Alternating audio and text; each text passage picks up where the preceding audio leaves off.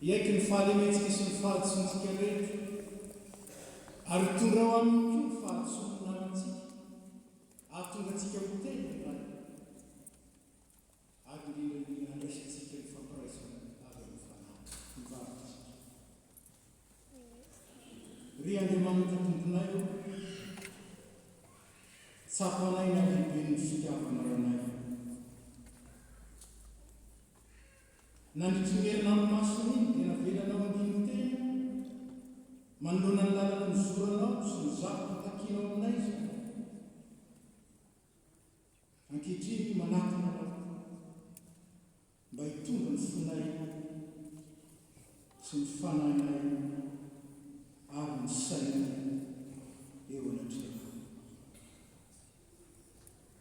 tsy hinay niombona tamin'ny fahorianao izay tamin'ny tsy nampimontsina anay akory manoloana ny ratsy ataonay sy ny ratsy manjaka amin'izao tontolo izao ka na dia nivavaka noho izany fotsiny azy dia tsy nataonay akory ary na dia nataonay azy dia tsy araka izay andrasanao aminay tsy naina